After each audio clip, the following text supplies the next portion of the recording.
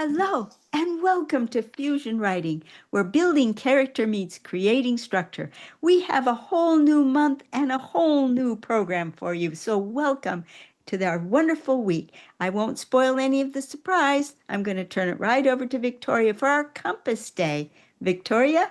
Oh, thank you so much. Happy New Year and welcome everyone to a whole new year of learning, a whole new year of writing. I myself am really excited to just dive in and start really getting underneath the writing process and the different ways that we can help you get your words on the page. So for today's compass, I want to take us back to the very beginning. We've talked so much about different ways to get your story on the page, different tools to use, different kinds of craft. I want to go back to the beginning as we're kind of rebooting and restarting in the new year.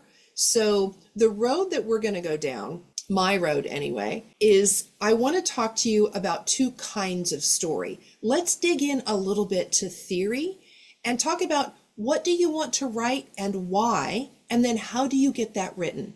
So to do that, I will introduce you to two kinds of fiction theory. We're going to take a quick look at conflict theory or challenge writing and what that could look like. And then we're going to counterpoint that on the other side with non-conflict writing or discovery writing. Now, non-discovery writing like you think of being a pantser, but more discovery writing from the perspective of your character and how you drive them through a great story without bombs blowing up or dramatic conflict. So tune in tomorrow because this is going to be really exciting, especially for those of you, and you know who you are, who have been asking me, how do I figure out what my story needs to look like?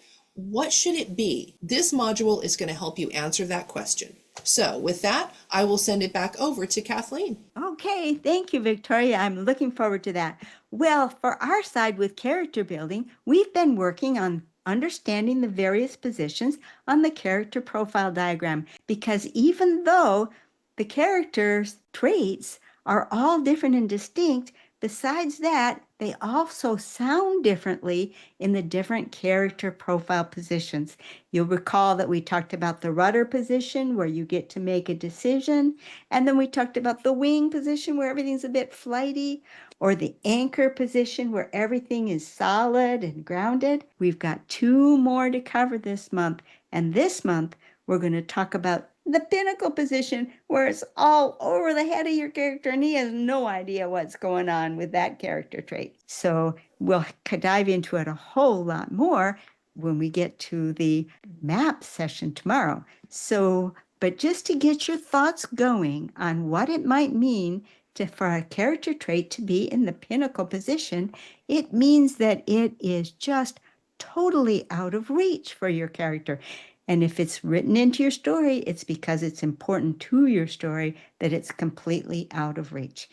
A simple example might be a teenager, because teenagers are living in their own little world. They're so totally embroiled in their heads, and they're so worried about how people are going to see them and whether they look like a dork and if anybody's going to like them, that it's like they go through life with blinders on.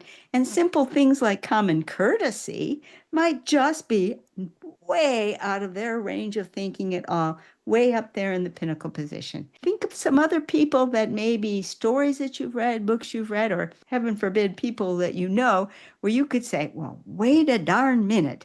Why doesn't that person even think about this? Well, it might be because that, whatever it is in the pinnacle position for them. But I won't go into any more detail. Just think about that, and we'll come back to it tomorrow for the map. Anything to add, Victoria? Oh, this is going to be so exciting. I can't wait. Just approaching and understanding how you can use the character traits in order to inform those choices that you make as a story writer and to really bring those characters to life. This is going to be epic. I can't wait to get started. So we'll see everyone tomorrow. Bye-bye.